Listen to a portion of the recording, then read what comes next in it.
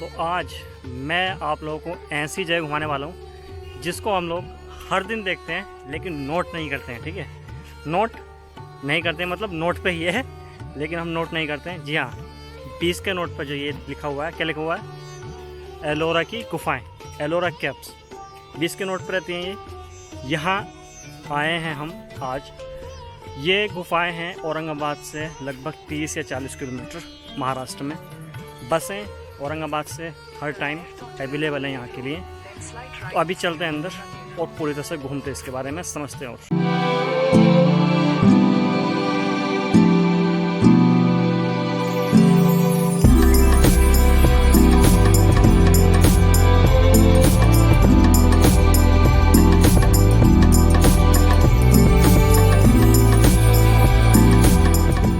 ये जो एलोरा की गुफाएं हैं, इसकी मेन एंट्री सामने आप देख रहे हो, यहाँ से गुफाएं शुरू हो जाती हैं। और टिकट इसका है इंडियन के लिए 40 रुपये का और फॉरेनर के लिए शायद 200 रुपये का है।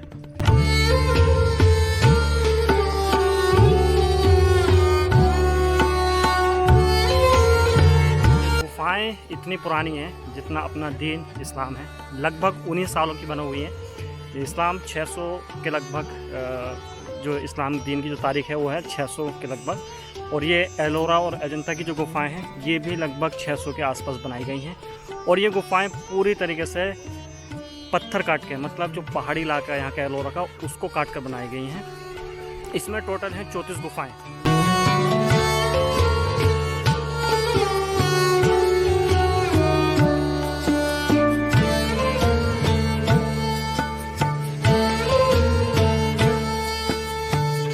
ये जो 34 गुफाएं हैं इसमें 17 गुफाएं जो हैं वो हिंदुओं की हैं, 12 बुद्धों की हैं और जो 5 हैं वो जैन की हैं। मतलब इन गुफाओं में क्या दिखाया गया है, धर्मों का संगम दिखाया गया है। मतलब अलग अलग धर्मों के लोग एक साथ कैसे रहते थे सन 600 के आसपास में। यानी इनकी जो काट काट के ये पहाड़ियाँ बनाई हैं, इनकी जो सन है वो 600 से लेकर 800 शताब्दी के आसपास है।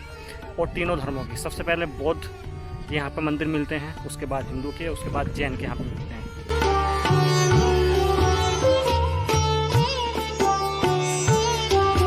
गुफाएँ मेरे पीछे हैं और ये वो गुफाएं हैं जिनको हम लगभग 8वीं 9वीं 10वीं क्लास में पढ़ते आए हैं। अजंता एलोरा की गुफाएं हमारे नोटों में भी है। तो काफ़ी मेरे अंदर मतलब इनके लिए एक्साइटमेंट था कि इनको देखना है। और जब मैं यहाँ पे महाराष्ट्र में हूँ और औरंगाबाद में हूँ तो फिर इसके बिना देखे कैसे काम चलेगा। ये इस तरह से जो हम पहाड़ी देख रहे हैं इनको काट काट के ये बनाई गई हैं। सामने पूरी पहाड़ी है, ये पूरा वैसे पहाड़ी इलाका अगर मैं दूर दूर तक दिखाऊँ तो इस तरह से। ये सामने जैसे ये गुफा दिख रही है और इन गुफाओं के सामने सबके नंबर डले हुए हैं, कौन से नंबर की गुफा है और किस धर्म को वो करती है, बिलोंग करती है। ये सब डिटेल वहाँ पे हर गुफा के आगे लिखी हुई है।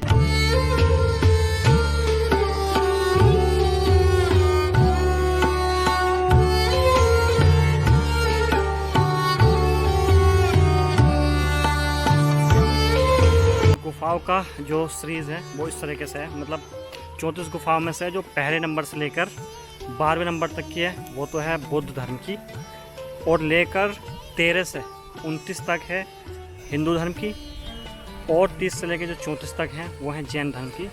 तो मैं फ़िलहाल जा रहा हूँ उस तरफ, एक की तरफ, और वहाँ से देखते देखते हम 34 की तरफ जाएंगे और एक एक करके देखनी सारी। ये वो पहली गुफा है जिसकी मैं बात कर रहा था और ये बौद्ध धर्म की है। ये एकदम सादा है, मतलब अंदर कुछ भी नहीं है। शायद ये हॉल था कुछ या खाना खाने की जगह थी एकदम। और ये ऊंची पहाड़ी है ऊपर, इसको काटकर इस तरह से ये पिलर दिखाई दे रहे हैं। आगे की तरफ 3 पिलर हैं, बाकी अंदर पूरा हॉल है और कुछ अंदर जाने गेट भी हैं, दरवाजे भी हैं। मैं दिखाऊं अंदर से। तो ये इस तरह से वो ये दरवाजे बने हुए हैं अंदर, और अंदर ये कमरे हैं छोटे छोटे से, लेकिन कुछ देखने का पूरा अंधेरा है। वो ये बौद्धों की दूसरी गुफा है। यहाँ पे अगर देखें हम तो ये सामने गौतम बुद्ध, भगवान गौतम बुद्ध की एक मूर्ति यहाँ पे है, एक मूर्ति यहाँ पे है, और उधर बैठे हुए की मूर्ति है। क्योंकि ये एक से लेकर 12 तक जो मैंने बताई थी बुद्धिस्ट जो हैं उनकी गुफाएँ हैं, तो इसलिए भगवान गौतम बुद्ध जो थे उनकी मूर्तियाँ यहाँ पर देखने मिलेंगी। अगर हम नज़दीक से देखें तो गौतम बुद्ध की मूर्तियाँ बैठे हुए, खड़े हुई यहाँ पे बैठे हैं, और इस साइड में 2 औरतें खड़ी हैं, ये आदमी पता नहीं चल रहा। हाँ, कुछ मिट चुकी हैं, मिट गई, ये टूट गई यहाँ से। देखो इस वजह काफ़ी पुरानी है, क्योंकि लगभग कितने साल हो गए, 1500 साल हो चुके हैं इनको।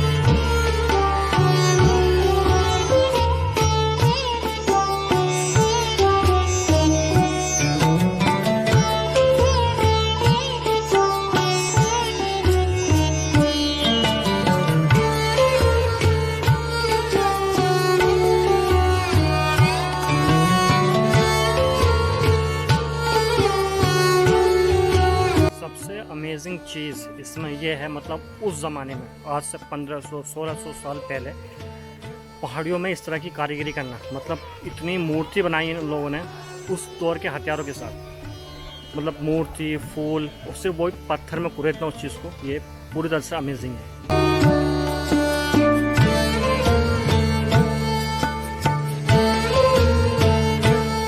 ये भी गुफा नंबर 3 है।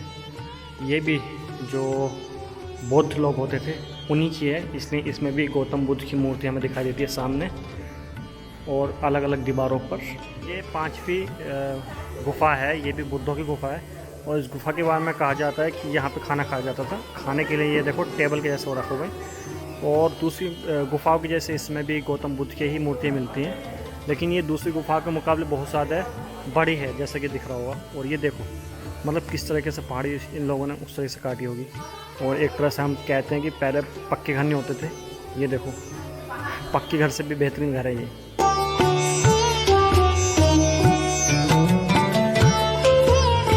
ये देखो ये गौतम बुद्ध हैं और इन्होंने हाथ में छड़ी देने के लिए किस तरह का इसका इस्तेमाल किया है। इसको पहाड़ी को इस तरह से काटा है, लेकिन वो सीधी नहीं हो पाई, टेढ़ी टेढ़ी हो गई, क्योंकि वो मूर्ति इस तरीके से बनी है।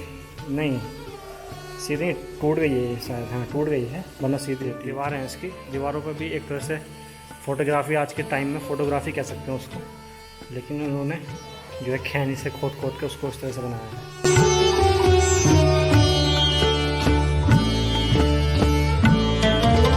इस दीवार में इन्होंने एक तरह से फैमिली दिखाने की कोशिश की है। यहाँ पे मर्द है, औरत है और यहाँ पे 2 बच्चे इन्होंने दिखाए हैं। ये 10वीं गुफा है, ये भी बुद्धिस्ट जो धर्म है उन्हीं की है, क्योंकि भारत तक उन्हीं की है। इसमें भी गौतम बुद्ध की हमें तस्वीरें मिलती हैं, काफ़ी बड़ी है ये गुफा नंबर 10 का अंदरूनी हिस्सा है और ये बेसिकली एक मंदिर है, बौद्ध मंदिर। सामने हमें गौतम बुद्ध की मूर्ति दिखाई दे रही है बड़ी सी, और कुछ इस तरह से इसको डिज़ाइन किया गया है बहुत ही सुंदर तरीके से।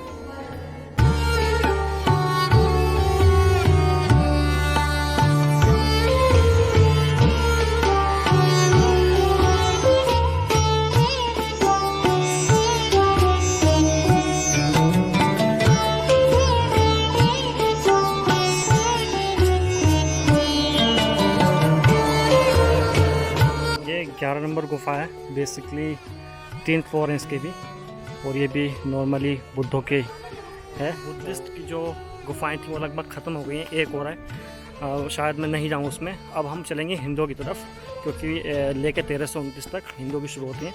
उसमें किस तरह के मंदिर हैं, उसमें जो है हिंदू धर्म की झलक देखने को मिलेगी हमें, तो सीधे चलते हैं। यहाँ से शुरू होती हैं हिंदू धर्म की गुफाएँ, इसके अंदर चलते हैं और अंदर चल के देखते हैं यहाँ क्या क्या है और किस तरह से उन्होंने डिज़ाइन की थी, कौन से भगवान को मानते थे, इसमें देखने से पता चलेगा।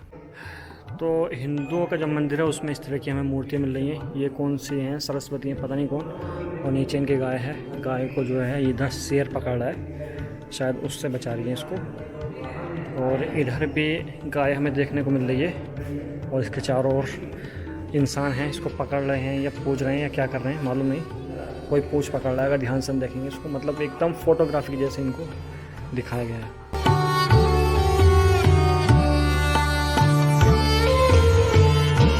बेसिकली हमें शिव जी और पार्वती जो थे इनको देखने को मिल रहा है। यहाँ देखेंगे तो उनकी मूर्तियाँ हैं, और इन्होंने अपनी ज़िंदगी के अलग अलग पहलुओं को यहाँ पे दिखाने की कोशिश की है। ये गुफा नंबर 15 है और इसकी काफ़ी ऊंचाई है, ऊपर से जीना चढ़ना पड़ेगा। इससे कुछ ऊंचाई है, ऊपर जाके हमें देखना पड़ेगा क्या। ये 16वीं गुफा है और सबसे ज़रूरी गुफा है ये, क्योंकि इसके अंदर बहुत बड़ा मंदिर है। अभी मैं अंदर जाऊंगा और उसके बाद दिखाऊंगा।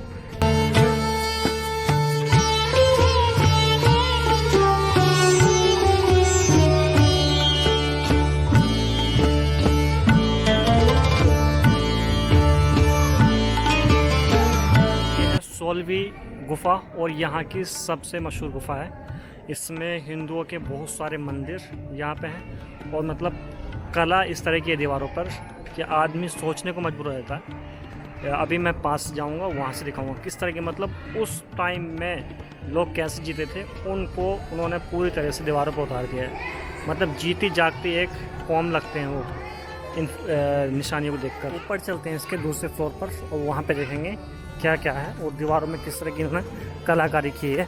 ये वो मंदिर है जो 16वीं गुफा में बता रहा था, लेकिन चप्पल निकाल के अंदर जाना पड़ रहा है, इसलिए मैं जा नहीं रहा हूँ, बाहर से देख लूँगा।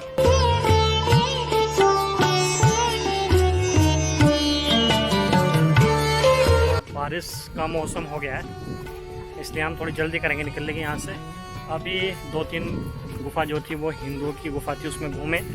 अब और में नहीं जाते हैं, और की जगह जैन धर्म की जो गुफाएं उधर चलते हैं, उसमें देखते हैं और क्या क्या है। या जैन धर्म की मूर्तियाँ और उनके भगवान किस तरीके होते हैं, उस तरफ नज़र डालेंगे थोड़ी सी। मानसून के मौसम के लिए मैंने इसलिए बोला था क्योंकि जब देखेंगे हम चारों ओर तो व्यू कुछ इस तरह का मिलता है। चारों ओर हरा भरा जंगल है, पहाड़ियाँ हैं, इसलिए जो बेस्ट मौसम है वो यहाँ का मानसून का ये इस तरह यहाँ से शुरू होती है 17वीं, उसके बाद यहाँ पर 18वीं, 19वीं, 20वीं ऐसी चलती रहती हैं। छोटी छोटी गुफाएं हैं, अब आगे को बड़ी गुफा कोई नहीं है। 16 सबसे बड़ी गुफा है और सब ये हिंदुओं की हैं, इसलिए हम बार बार नहीं जा रहे अंदर, क्योंकि अब हम जैन में भी जाना है और यहाँ से निकलना भी है, क्योंकि 3 बजे टाइम हो चुका है दोपहर का, हमें यहाँ से निकलना है। तो मैं बाहर से दिखा देता हूँ, उसके बाद सीधा चलते हैं जैन वालियों में।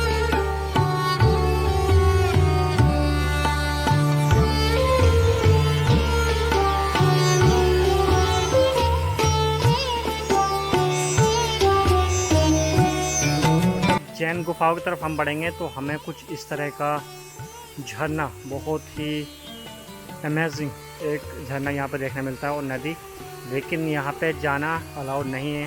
बाउंड्री है दोनों तरफ, बिल्कुल साफ़ पानी है और बहुत ही शानदार आवाज़ है इसकी झरने की। ऊपर से पहाड़ी से गिर रहा है और यहाँ नीचे इस तरह से जा रहा है सीधा नदी में। सीढ़ियाँ बहुत ऊँची हैं, बहुत थका हुआ। अरे ऐसा लग रहा है जैसे 2-2 सीढ़ियाँ एक साथ रख रहा हूँ, 3-3 सीढ़ियाँ। कुछ ये गुफाएं हैं, ये सब जैन धर्म की गुफाएं हैं। ये बहुत छोटी हैं, इसके अंदर कुछ नहीं है, कुछ रहन सहन के शायद कमरे होते होंगे। ये ऊपर की साइड में, यहाँ से वो उधर हैं ऊपर की साइड में, सारी ये जैन धर्म वाली गुफाएं हैं।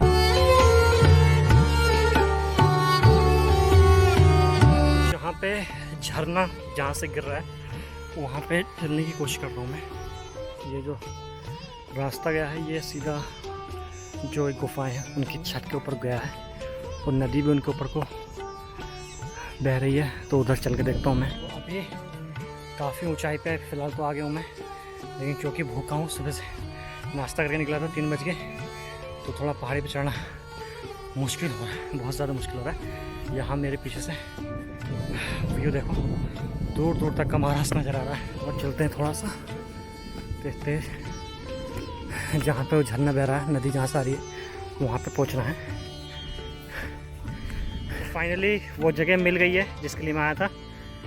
जो झरना गिर रहा है वो यहाँ से गिर रहा है, ये पहाड़ है और ये पीछे नदी है, यहाँ से इसका रास्ता है। तो फाइनली पहुँच तो गया हूँ मैं, थोड़ा सा देखते हैं ऊपर कैसा है। नदी तो बहुत कम है, इतनी नहीं है। तो जो झरना गिर रहा था वो यहाँ से गिर रहा था, ये पानी है यहाँ पे सारा। नीचे काफ़ी मशक्क़त के बाद यहाँ पे आया हूँ, लेकिन इन्होंने बाउंड्री की हुई है, पानी में शायद हम नहीं जा सकते फिर भी।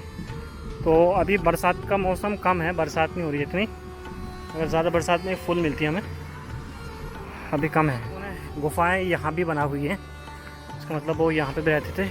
ज़्यादातर जो बस्तियाँ होती थी, बस्तियाँ बनती थी वो दरिया, समुद्र इनके किनारे बनती थी, और ज़्यादातर जो शहर बसे हुए हैं आज के दौर में वो वहीं पे ही हैं। तो ये वो नदी है जिसके लिए मैं इतनी ऊपर चढ़ा हूँ, वहाँ से वहाँ तक। आवाज़ पानी की दिखाई दे रही होगी किस तरीके से आ रही है।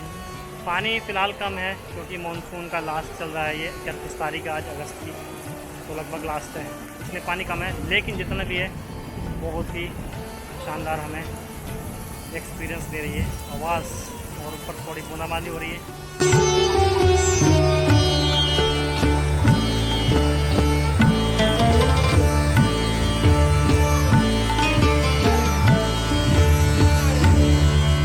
बरसात शुरू हो चुकी है, हम इन गुफाओं में छुप गए हैं। वही गुफाएं हैं ये जैन मंदिरों वाली। वो छोटी छोटी गुफाएं हैं लेकिन शानदार हैं। इसमें लोग कैसे रहते होंगे ये सोचने वाली बात है। और बूंदें वांदें दिखाई दे रही होंगी इस तरह की। अभी हम काफ़ी ऊंचाई पे हैं, नीचे जाने में टाइम लगेगा तो बूंदों में निकलना पड़ेगा, टाइम काफ़ी हो गया है। ये एलोरा की जो गुफाएं हैं ये यूनेस्को ने वर्ल्ड हेरिटेज में इसको जोड़ा गया 1980 में। मतलब ये दुनिया की जो धरोहर हैं उसमें है, इसको धरोहर माना जाता है।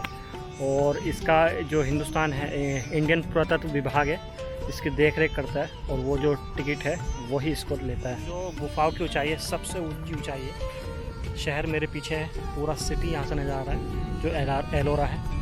और यहाँ पे जो खेती है सबसे ज़्यादा जो दिखाई दे रही है मुझे नारियल। ये सारे जो पीछे बागीचे दिखाई दे रहे हैं लंबे लंबे पेड़ों वाले, ज़्यादातर नारियल हैं इसमें। जो मैं इस वक्त खड़ा हूँ ये है गुफाओं की छत है। ये नीचे ये मेरे गुफाएं हैं और इन्हीं पहाड़ियों को काट के ये गुफाएं बनाई गई थी।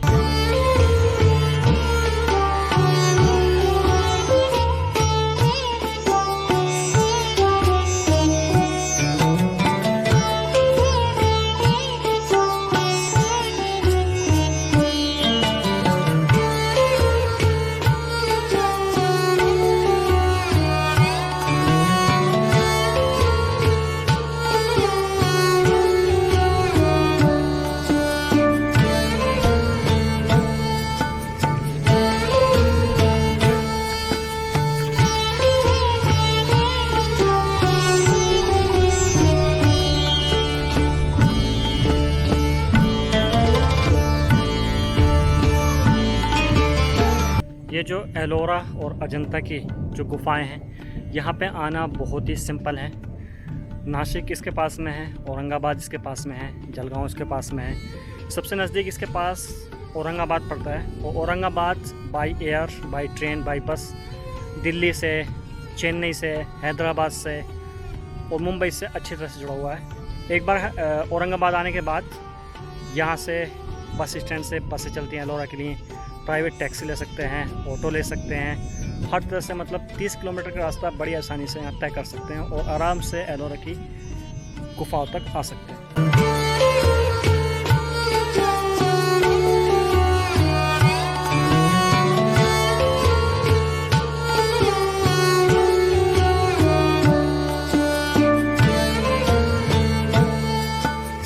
अब मेरे लौटने का वक्त हो गया है। सुबह से आया हुआ था लगभग, यहाँ पर 2 या 3 शायद उससे भी ज़्यादा टाइम की ज़रूरत पड़ सकती है। इसलिए अच्छे से खा पी के साथ में पानी लेके अंदर आ सकते हैं। आना ही चाहिए क्योंकि हम नाश्ता करके आए थे और लगभग 12 बजे हमने एंट्री की है और अभी बज गए हैं लगभग 4। और हम दोपहर का खाना हमने नहीं खाया क्योंकि निकल के खाना पड़ेगा और बाहर निकलेंगे तो एंट्री में हमने पैसे दिए हुए हैं, वो दोबारा एंट्री लेगा नहीं। तो इसलिए हमने सोचा कि पूरी तरह से घूम लेते हैं, उसके बाद घूमने के बाद ही खाना खाएंगे। तो ये वीडियो यहाँ तक है, अगली वीडियो में मिलते हैं जल्दी।